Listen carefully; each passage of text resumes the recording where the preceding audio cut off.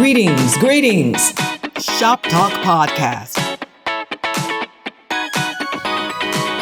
Greetings. I'm Norma Jo Thomas, and I am here with my favorite barber, Jamel Thomas, and we are at the historic Joe's Barbershop, right here in the historic African American community of Acres Homes. Joe's Barbershop is the home of Shop Talk. The Shop Talk podcast celebrates the old school black barbershop, where there were conversations about just about everything relevant to the black community. Tune in to Shop Talk. Greetings and welcome to Shop Talk. I'm your host, Norma Jo Thomas, and this week we've got some real conversation going on here at Joe's Barbershop in the heart of the historic African American community of Acres Homes, the Fofo. I have with me two wonderful guests. Now, I consider these two individuals to be pillars of our community. They are the backbone of our community. They are keeping us alive and well, and you're just about to find out because today's topic is when regentrification comes knocking. When regentrification comes knocking. But before we jump into our topic, let's introduce our guest. To my immediate left, I am with I keep wanting to call you minister. I don't know why, but I want to say minister. But I am with Warren Fitzgerald Muhammad, and I know him as Chappie. And he is what is the actual title that you have? Chairman of the board. Chairman of the board. And CEO. Okay, chairman of the board and CEO of the Acres Homes Chamber of Commerce. Now tell us what all that means. Okay, the official name is the Acres Home Chamber for Business and Economic Development, Inc. But of course, we go by the Acres Home Chamber. So it's a 501c3 nonprofit, community-based organization whose mission is to enhance and hopefully facilitate business and economic development in the community. I didn't graduate with you. We graduated from the same school. Right. But Chappie's a little older than I am. But we're both proud Wolverines. That's right. But you have been a judge? Yes. Tell us about your time on the bench. I was on the bench close to 5 years. I was appointed by the mayor of the city of Houston, Anise Parker, as a municipal court judge. It was an associate judge position, which allowed me to continue my law practice and serve as a municipal court judge as well. So I served there 2-year terms. I did 2 years and did another 2 years and was appointed for a third, but I kind of got bored with being a judge. My passion really is as an advocate. Okay. And as a judge, I'm more of a referee. Okay. So I really miss the advocacy. Yeah. And I returned to full-time practice of law. Okay. And one of the reasons that I invited Chappie here today is because of not only having been a judge, being a practicing attorney, and also being, I'm just going to say, who's in charge of and leading the helm of the Acres Homes Chamber, because I think that when we get into our topic of regentrification, that business component, how this is impacting our community from a business standpoint, economic development standpoint, I think that you have a lot of information that you can share with us and enlighten us on that. But we're going to move on to my far left. We have Miss LaTisha Grant, the president of the Super Neighborhood Council for Acres Homes. Super Neighborhood 6? Yes, number 6. That is correct. I am the president. Okay, let me say this before you introduce yourself. When I was asking about, so I want to really, really get more involved in the community. Where do I turn? There's this group, there's that group. And different people say, well, don't go to this meeting and don't go to that meeting. I said, okay, I'm going to start with the Acres Home Super Neighborhood. And when I went there, halfway through the meeting, I got up and walked out. And a lady came out behind me. She said, are you leaving? I said, yes, ma'am, I am. And she said, why? I said, this is supposed to be a community engagement. And I don't feel like I'm being invited to engage with the community. And she's like, oh, no, don't go. Please come back. I said, I'll think about it. And so then I discovered there was a change of guard and then there was a new person. And I was kind of wavering through that.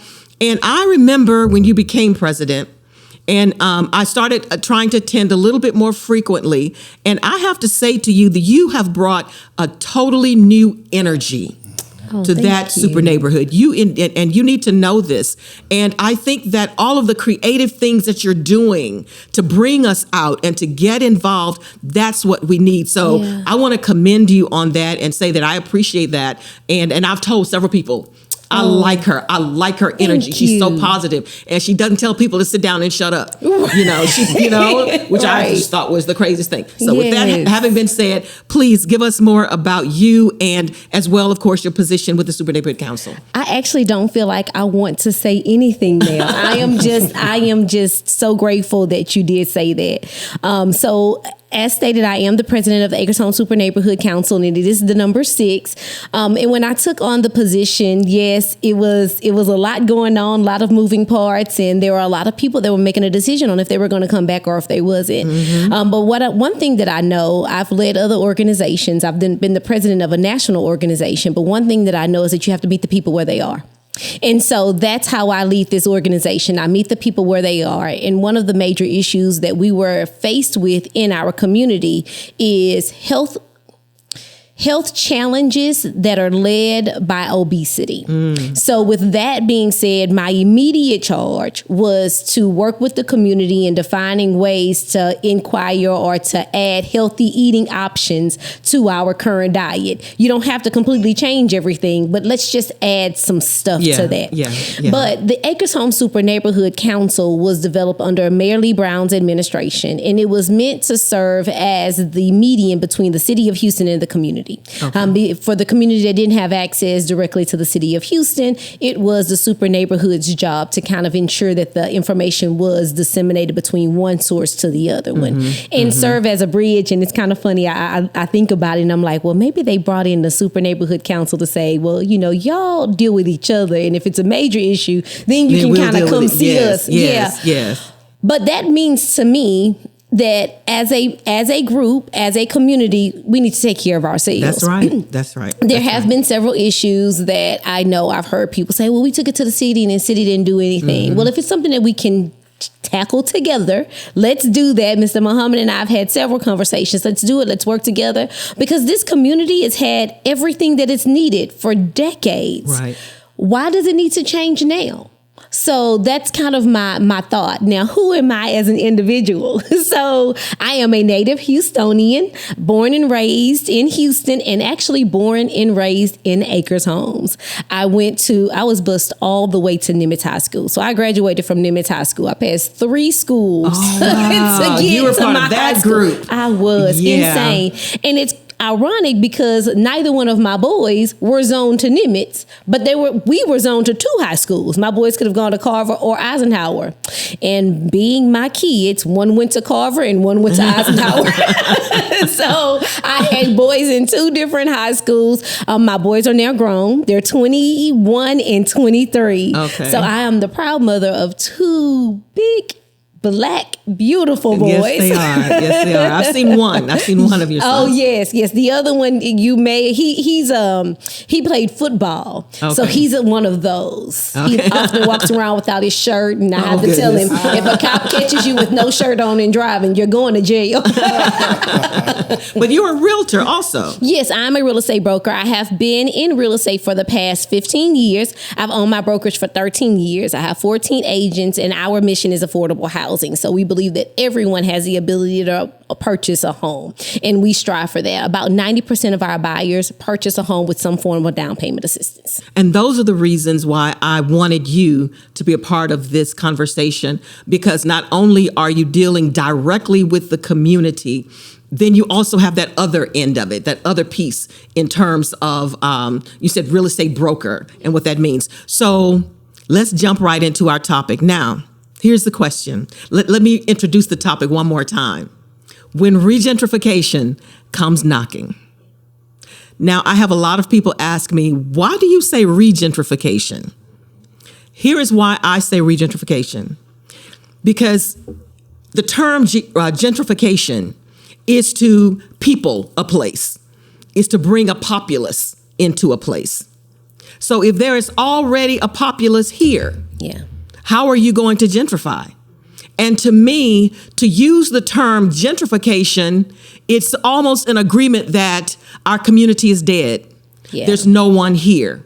There's no one who's caretaking. There's no one who has the pride in the community. There's no one who loves the community, that it's a dying community and it's up for grabs. Mm-hmm. And I beg to differ. Yes, we have struggled like all of our sister communities, not only here in the city of Houston, but also across the country. All of our communities have struggled with everything you can imagine. And so that has, it has impacted our ability to survive as a community.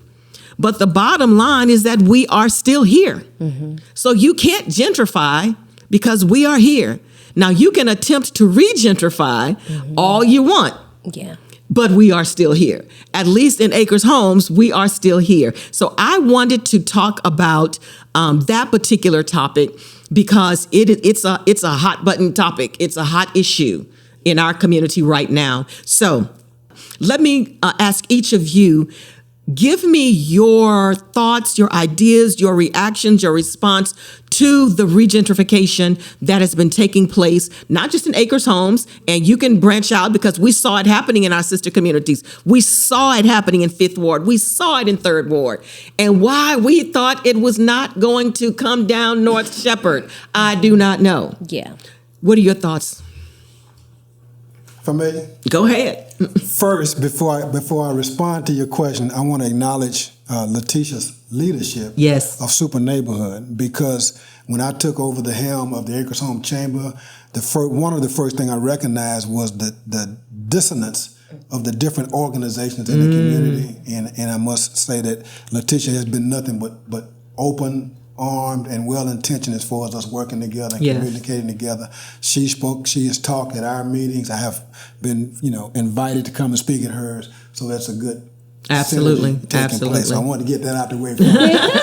But when you talk about regentrification, and I questioned, where does this term regentrification come from? I think you have to go back to the historical roots of it. And really look at what we call a settler colonialism. Anytime there's a settler colonial project, there first has to be a story told to justify the settler colonizing. Go back to the foundation of what we know as America. You had immigrants from Europe coming to a land that was populated with indigenous people, right? Right. But what did they do? They created the myth and the story of a wide open land that wasn't being used, that needed development, and they came in and to make it what it became. And they gloss over the fact that they had to dispossess an indigenous people in order to do it. That's right. That's at the root of any settler colonial project. We see it currently in Palestine, where there's the state of Israel. And they create the same myth of a land without a people for a people without a land. Totally ignoring the fact that you had Palestinian civilizations that lived, not only the Palestinians, but with Jewish people and Christian communities for thousands of years. But they create this myth and this narrative to justify their conduct. So I really appreciate the term of the regentrification because we see that same myth and narrative that takes place, that Acres Home is dead and it doesn't do anything, and and they're coming in to revitalize a community that just doesn't do anything, and they completely gloss over the fact that it is a historical community of self-sufficiency and self-reliance. Absolutely. Self. And we can peel back those layers a little bit, but I kind of wanted to lay a base, a historical base. And that's great. That's great. Yeah. For one thing, there's a saying that one man's trash is another man's treasure. Yep. We bear some responsibility. Absolutely. 100%. Because our parents, this community was founded right after World War I. And when I forget the brothers' names, but there were two brothers that purchased large tracts of land. They divided it into 1 acre units, and they sold it to blacks, coming out of slavery and out of World War I. And my people came out here shortly after World War I, so we've been out here almost 100 years. But over time, I think we lost sight of the value of the land that our parents and grandparents fought so hard to purchase and own for us. True. And a generation came that didn't appreciate the value of it. They got educated and got some good jobs and moved out and didn't see the value of what we had. Now others see what we thought was trash, they see the treasure. And they're coming in and buying it and taking it by taxes and paying people off to get the land, and they're reaping the benefits of it. So, yeah. You know what? Almost, I'm going to say the exact opposite, but a little bit in opposition to that, from a personal perspective, what I saw, what I believed about here it is. I believe we grew up in a bubble. Yep. I believe that we were so embraced, and I just cannot even think of all the words to describe how we grew up in this community. Yes. And anybody who was not here doesn't understand. They Right. cannot wrap their minds around You're right. how we grew up in this Black self-sufficient community. Yeah. And so we always thought it was going to be. Well, and what they were missing to that was there was the strength of others that was keeping the community thriving in the way that it was. Yeah. So I think that when you said, oh, well, why did we not think it was going to come this way? Well, because Acres Homes, I go to several meetings and I hear it all the time. The strength of the community members in Acres Homes is so strong, maybe you shouldn't mess with them. People think a little bit more when it comes to Acres Homes. And that's probably why the community did not think that it was going to then happen to us. Man, that's an excellent point. But what I will say, one of the things that Mr. Muhammad said was about, the neighborhood taking care of itself and all of the things, that we had in us coming here and being together. When I think about the community, because I'm a little bit younger, and I think about all of the things that the neighborhood had and provided when my parents were growing up. And when we talk about gentrification, that is leading someone to believe that what they say we're missing is what we're actually missing. Oh. That's not what we're missing. So when let's gentrify this community, as if we need a dog park, because that's been on the topic in several conversations.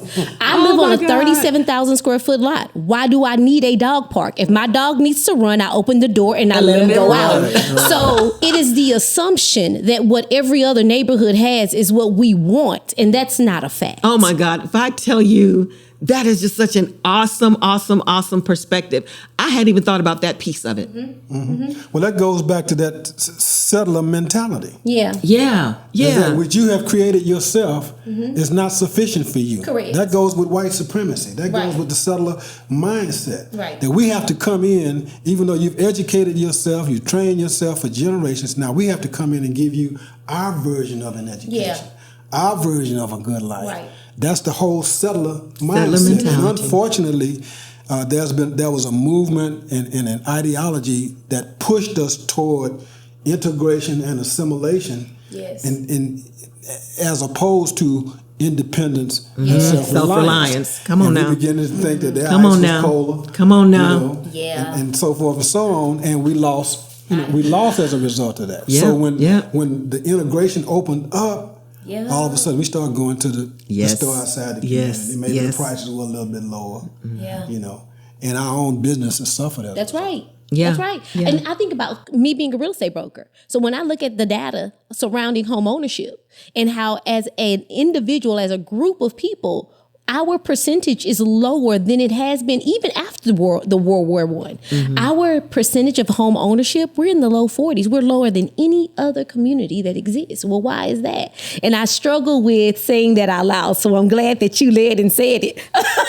But integration, what benefit did it actually give us? And we think about some of those benefits. Okay, well, it was great here. We did this. We were able to. But as a group that relied on ourselves for so very long, and now our thinking is restructured. Yes. And what we had, we're being now told that it was not good enough, which is the same thing that's happening here. Again, I've said several times, I don't need a dog park, but you could add a trough for the horses to drink out of that we're going to have. Someone said in one of my meetings, when I first moved to Acres Homes, I did not like horses. And I said, you moved to the wrong place. Right. The horses were here. You came second. Not that I don't want you here, but this is a tradition. Yes. And we have to be strong enough to be prideful in what we have and know that what we have is sufficient. Yeah. And I'm unable to let go of what you said earlier about we had some strong leaders in this community. Absolutely. Nothing popped off in this community that they didn't know about. And so we did have an imaginary and a, what is the word when you see something that's not actually there? It's, this perception that we had this hedge of protection about us. Yeah. So now let's look at what opened the door. What happened? So I think you were speaking the other day, and you were saying that you saw a change in the community that happened right around 1979, 1980. Now, here's what's crazy. I graduated high school in 77, went away to college, and I came back home and finished school. But at that time, all of my focus was going to school. That's what I did every day. Got up in the morning, went to school, my little part-time job. Got up and, had my daughter. So that's where my world was. But I woke up one day and suddenly saw people sleeping on the street. Mm-hmm. And I was and I was really, it was almost like a culture shock, because I was like, when did this happen? And you said the 70s. And no, now we're in the 80s. Okay. Now in the early 80s. Mm-hmm. Then I'm meeting with a sister, and this is what's crazy. I am born and reared in Acres Homes. I walked these streets when they were dirt roads and with my bare feet. But I was starting a community program, and this sister had determined that I needed to talk to her first. I'm not going to call any names. I don't know if she's still living. But I needed to go through her before I started this program. And I was like, okay, I'm okay with that. We got some gatekeeping, and I'm fine with that. We're going to talk about this. But that's when I got introduced to the war on drugs. Mm-hmm. Had no idea we had a drug problem. What happened? Well, one of the things that I look at is the destruction of the educational system. Okay. Mm-hmm. And when you want to destroy a community, you destroy the educational Come system. on now. In every community, the school is like the center of the culture of the community. When you meet someone for Third Ward, the first thing you say, what school did you go to? Yep. Did you go to Yates? Did you go to Cashmere Garden? Did you go to Fifth Ward? Did you go to Carver or MC Williams? That whole period of integration and desegregation acted to tend to destroy the educational system of the community and disperse the community. Mm-hmm. Whereas I walked from my grandfather's house to Mabel B. Wesley, right, and walked back home. I rode my bicycle from my mother's house to MC Williams, And then his sister said she was bused past three schools to get to, because of the desegregation policies. Yes. Brown versus Board of Education, which I'm a lawyer. I've studied this, and I disagree with many of the legal pundits. I think it's one of the most destructive decisions in our history, because it says that for a black child not to have to sit in a class with white children is inherently unequal, and that separate but equal is inherently unequal. Why so? We didn't need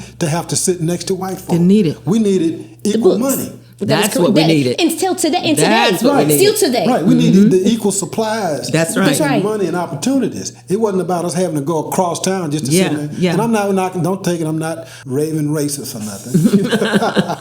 But I just try to tell it like it is. Yeah, absolutely. What we needed was the money to come to give us the supplies and the things that we and the need. facilities. But they took the discipline out of the schools. When I was in school, you messed up in class, they send you down to the gym so the coach could get you. And the coach pulled out that paddle and had you been across that table and went to work. You thought twice about acting up in class the way you did, And Mr. Norris, I don't know if Mr. Norris was still there. Yes. Mr. Norris would be in the hallway with his belt. Get in class. Now, they took that out of school, so we lacked the discipline. Now you got young people to tell a teacher anything they want to tell. That's true. So we saw a decline in the cohesiveness of the community, in my opinion, through the attack on the educational system. We had teachers who loved us. Yes, we did. And looked out for us. Yep. And then you now in an environment where you have teachers who don't care about you. So then the drugs started to come in. The community becomes fractured. And you ended up having to have a war on drugs. So I think that's just an aspect that I think we have to look at. Well, when you said the 70s, the first thing that I thought about was Acres Homes, Texas, becoming Houston, Texas. Exactly. It And being annexation. annexed. That was the first thing that I thought about, right? Because you went from a community that needed to take care of itself that was thriving. And then now you have the change in education. And then you have the war on drugs. And all of those things took place one after the other. One after the other, you're absolutely right. And the war on drugs, that was an absolute disruption of the African-American family. Yeah. And it was done strategically. Yeah. So one thing after another, and then here we are. And now we're in a place to rebuild. But the one thing that I will say about Acres Homes is its resilience. Yes. It will not break us. So if there's anyone that's listening that's thinking that it's going to break this community, that is not going to happen. Right. Absolutely. Absolutely. And Warren and I were chatting before we got on camera about the fact that there are some advantages if we're smart enough. This is Reverend Albert B. Clegg. He said, and it's a quote, but we always like to say he said it. He says, I give you a mustard seed with which you could move mountains if you have a mind to. Yes. And that's something that I want us to talk about too, is what do we have a mind to do? Before we get to that little piece though, let's talk about what the impact has been positively and negatively on business and commerce in the community. And you even mentioned in another setting, the criminality as well, on home ownership, on land ownership, on community engagement. How are we looking as a community? And I know that I'm tailoring our conversation specifically to Acres Homes, but I feel like this is a model conversation that can actually be taken to other communities, not just across this city, but across the country. Agreed. Because our communities, whether it's geographic or whether it's having a sense of community, which is what this podcast is primarily about, is extremely important to our survival as a people.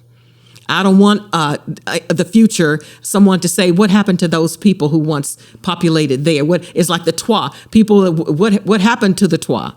So there are civilizations who no longer exist. So I believe that the concept of and the essence and the sense of community is essential to our survival. So that's why I want us to have this conversation, and we're having it about our little microcosm, but I think that it is a model for what can happen in the Black macrocosm. Agreed. Well, I would like to give kudos to the founder of your church, Reverend Albert Clegg. And just for information purposes, he was the author of one of the most profound books, Black Christian Nationalism. Speak on it. Which is a must-read for every Black person should read, Black Christian Nationalism. I read it decades ago. But it's still relevant. Right, absolutely. Still relevant today. Absolutely. The Honorable Elijah Muhammad, the founder of the Nation of Islam, not the founder, but the leader, Master Fard Muhammad was the founder. But during the time of integration where Black people were like between two poles, of do we move for integration, and there were the separatists and the Black Christian nationalists, the Black Muslim, whatever. Honorable Elijah Muhammad said the integration was a hypocritical trick by our 400-year-old enemy to make us think that they are now our friends. And to dissuade us from the time that has come for us to unite and do for ourselves. And it was a trick that many of us bought into that worked. Yes. Yep. Yes. But I'm of the same mind as my sister here, is that there's still a strong backbone in this community. And you're going to take this over our dead body. Come on now.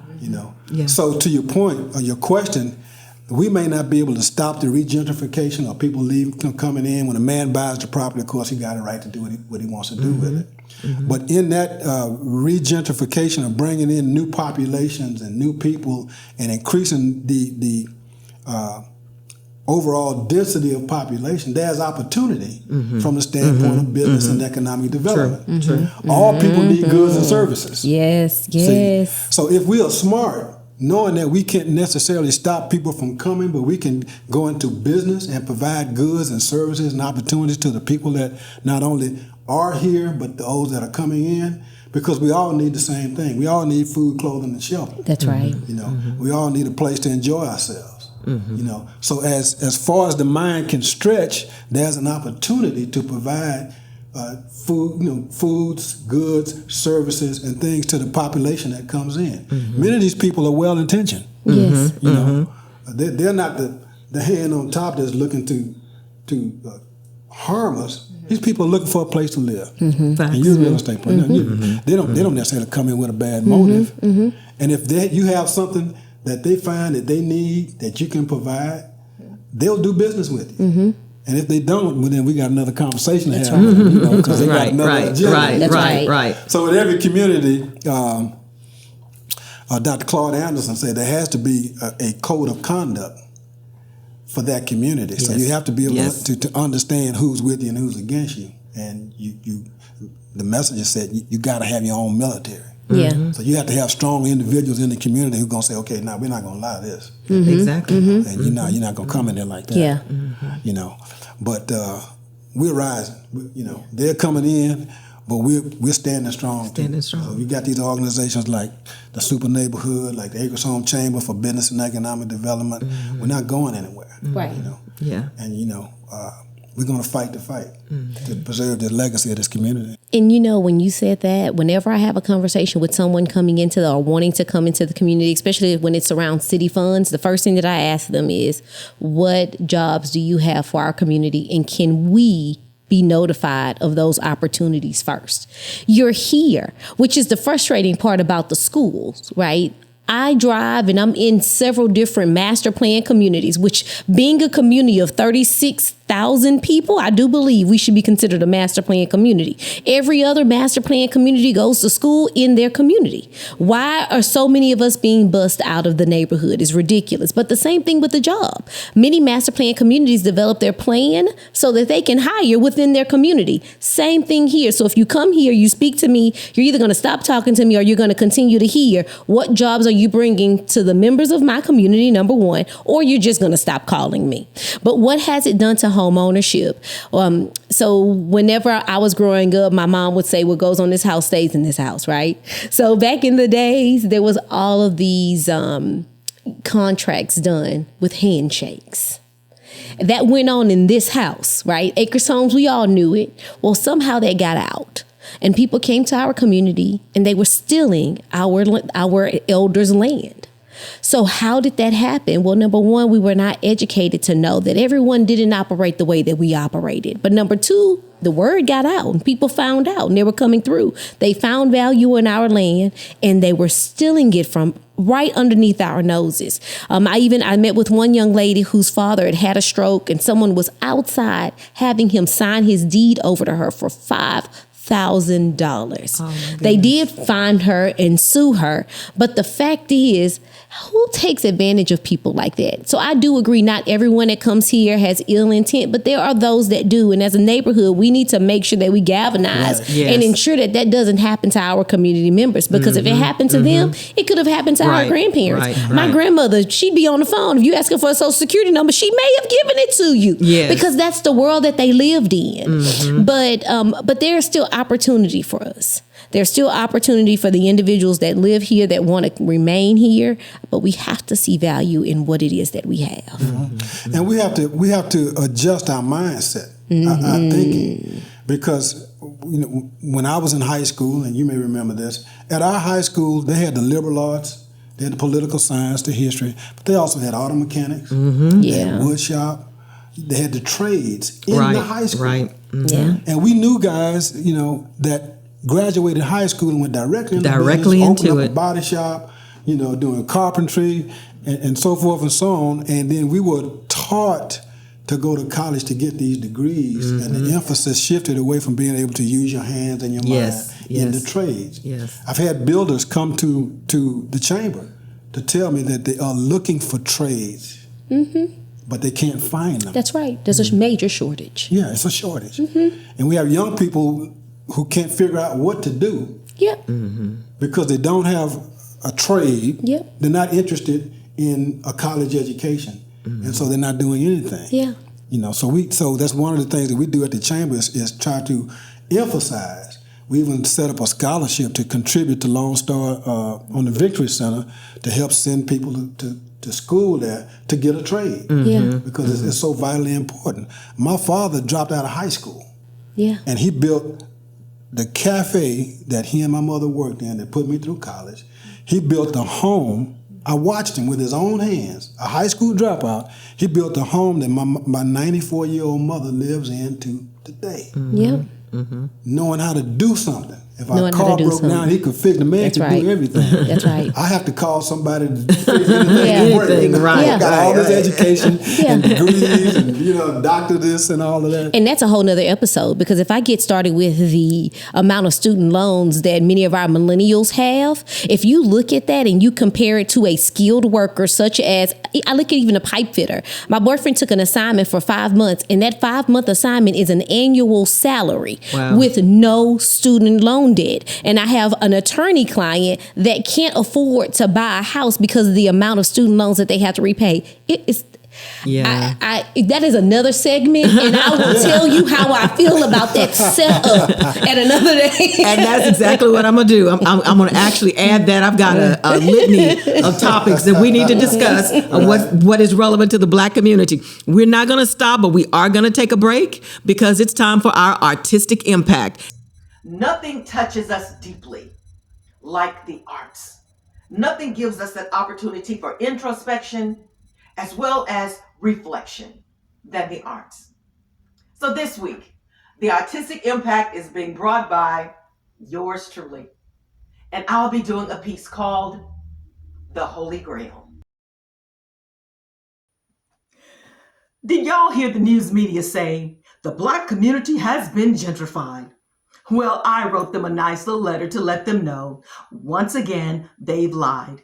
You see, to gentrify is to change the character of a place. Wealthy investors, new homes, new residents, transforming the space.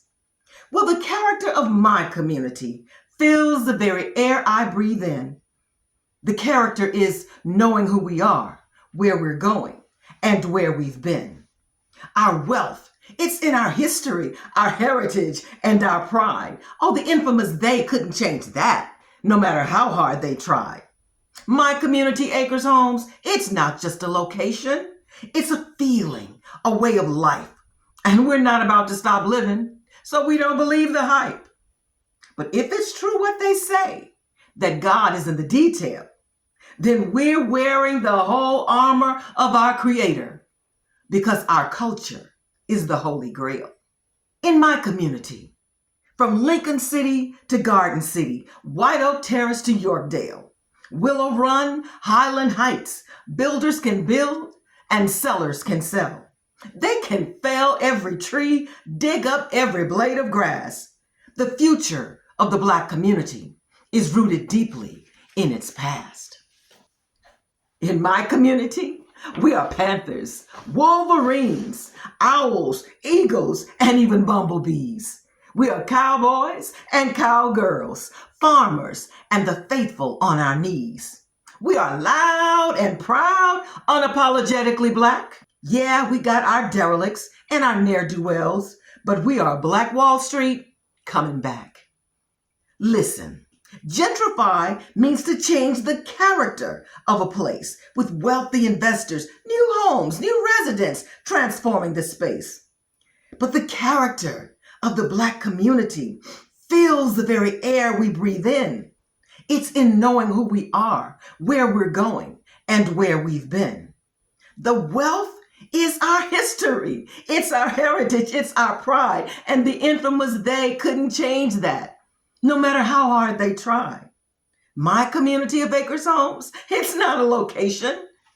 It's a feeling, a way of life. And we're not about to stop living, so we don't believe the hype. And if it's true what they say, God is in the detail.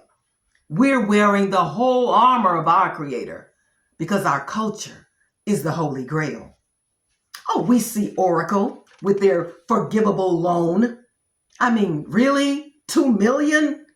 Really could have built some Black businesses for people in the community to own. I'm just saying, oh, we see you, Nan, with your urban living plan.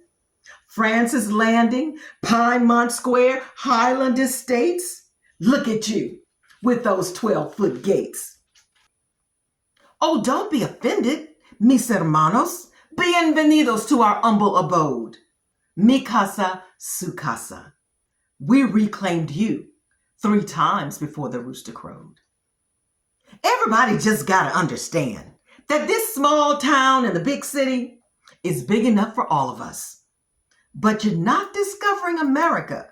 In Acres Homes, 44 is not just a number on a bus.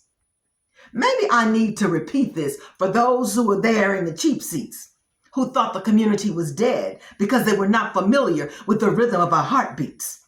This small town in a big city is big enough for all of us, but you're not discovering America.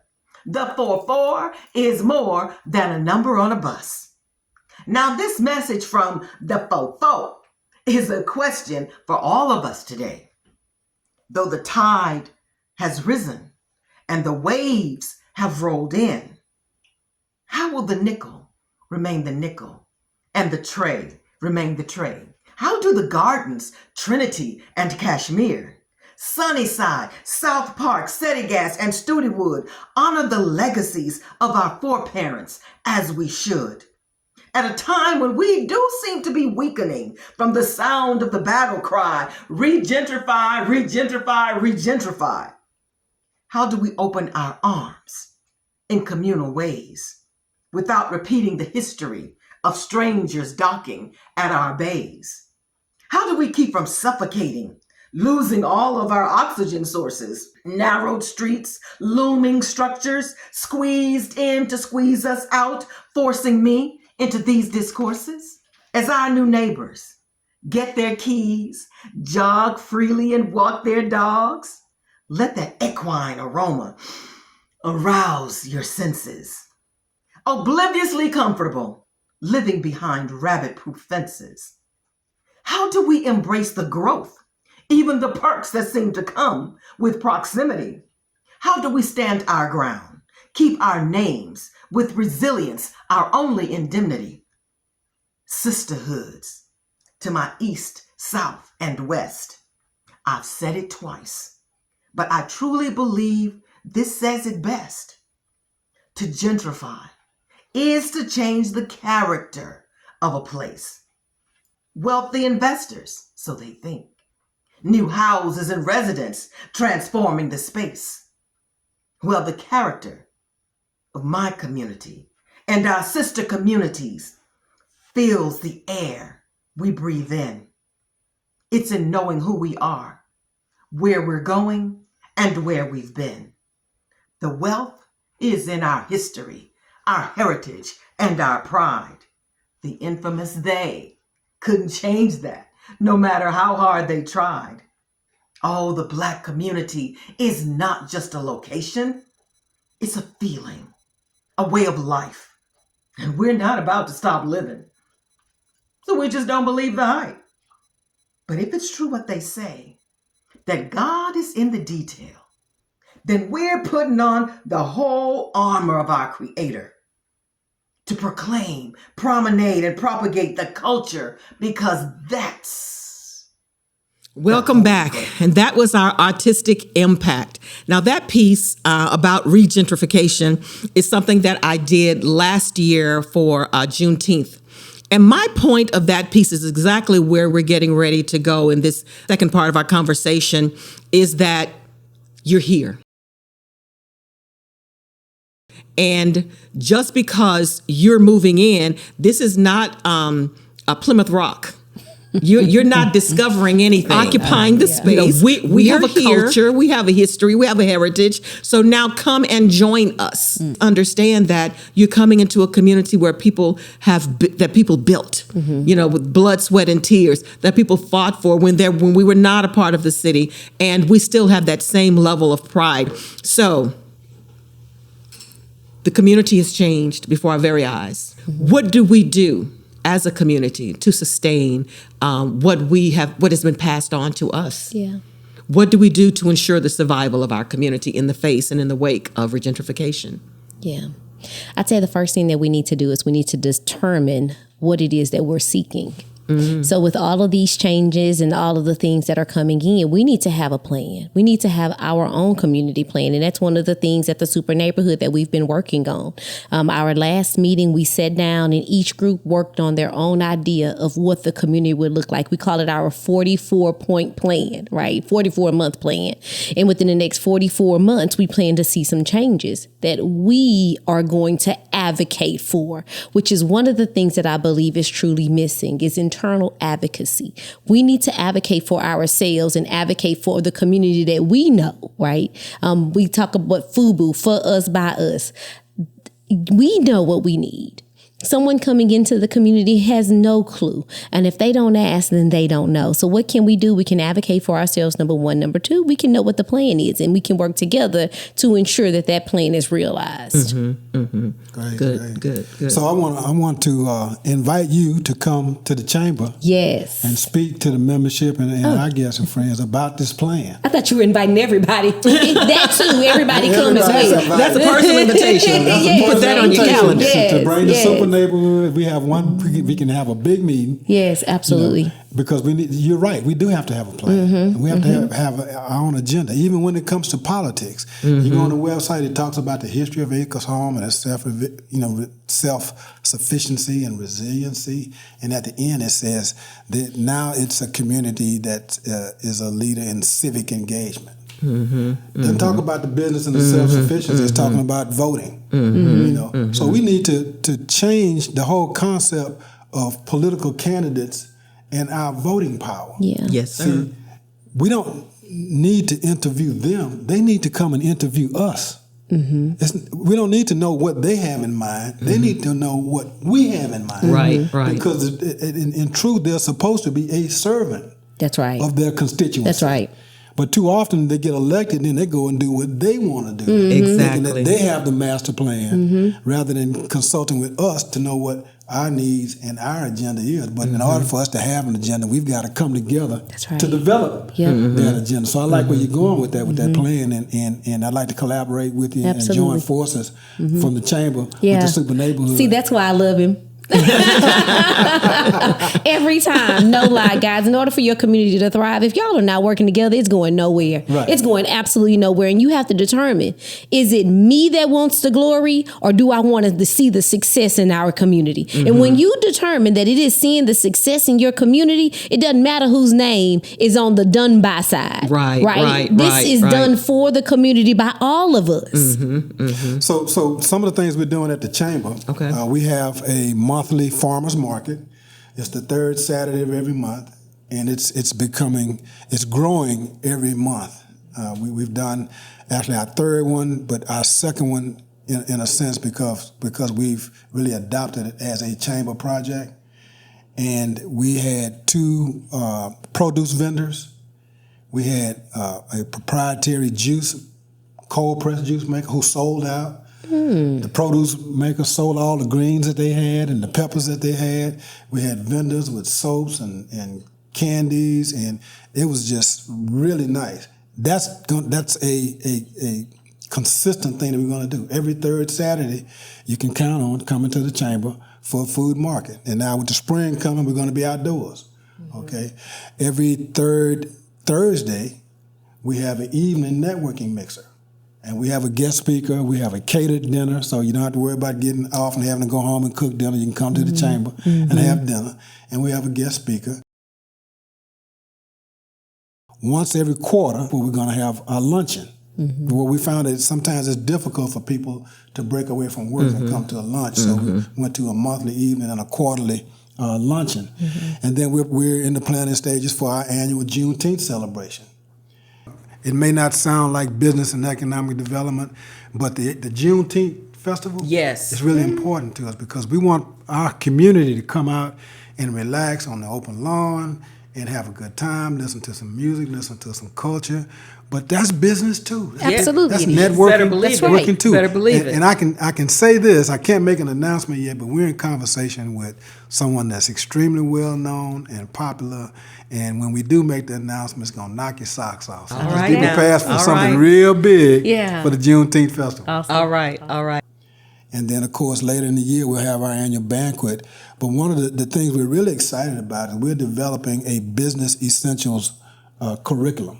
Awesome. So we found in dealing with our vendors, some people have good products, good services, and they don't even have an LLC or a corporation. And they don't really know how to go about it, and they may lack the initial funds. So we're trying to match people who might want to donate some money, to an up-and-coming business, and maybe it's just $300. That'll allow someone to actually start an LLC. So we can match people who's got some money, but maybe they've touched their heart to go and connect with people who got goods and services but need a hand up. Absolutely. But we're going to have a business essentials work curriculum where we're going to talk about how to choose the proper business entity, how to set up your books, how to incorporate, how to market, how to brand, these kind of things. So we're planning to have a two-part, a Business Essentials 1, which would be the first part of this year, and then Business Essentials 2, which would be the second half of the year,